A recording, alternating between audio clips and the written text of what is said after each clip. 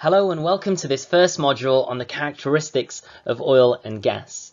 In this module, we'll cover 5 key areas. First, we'll look at the uses of crude oil, principally as a transportation fuel and also in the form of petrochemicals that are key to the many of the everyday items we use. We'll then move on to look at what crude oil is. We'll view this from a chemical perspective to understand the range of compositions that crude oil can take, the existence of light and heavy oils, and to appreciate that crude oil is a complex chemical mixture. We'll also look at oil properties, and in this section we'll cover 2 key properties: crude oil density, what's known as API gravity, and also sulfur content. Using knowledge of these properties, we'll look at crude oil types produced in different countries, and how this is connected to the quality and ultimately the price of crude oils. And in our 4th section, we'll give an overview of natural gas. We'll understand that it's primarily composed of methane and that upon combustion, it produces a great deal of energy.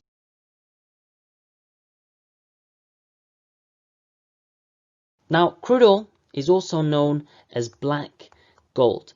And that's because it's considered to be one of the world's most important energy sources. It benefits our lives in so many ways, and it's almost inconceivable to imagine a life without oil. Crude oil underpins the very fabric of our modern society. Now, the biggest single use of oil is as a fuel source. About 90% of transportation fuels come from crude oil, principally for cars and planes. Now, for cars, crude oil comes in the form of gasoline and diesel fuel. And for planes, it's in the form of jet fuel, also known as kerosene.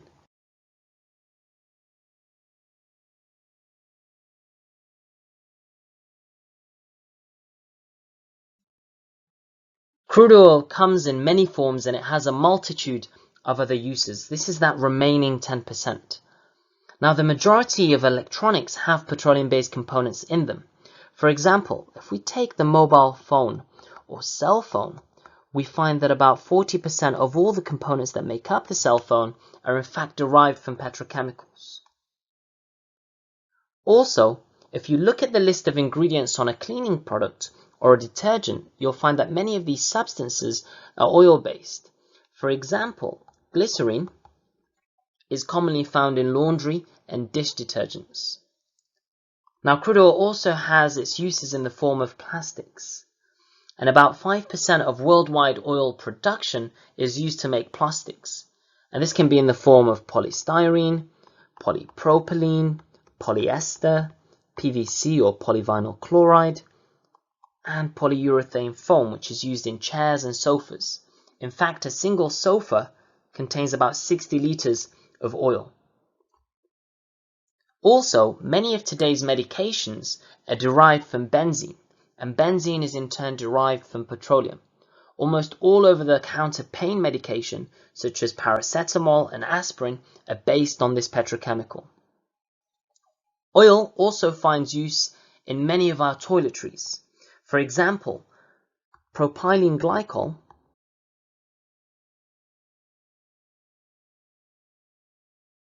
is a popular chemical additive that carries moisture in cosmetics. Fragrances in lotions, shampoos, and many other cosmetic products are composed of aromatic hydrocarbons to produce a pleasant scent. Also, about 40% of all textiles are petroleum-based, and these are referred to as synthetic fibers. Some of the most common types are polyester as well as nylon.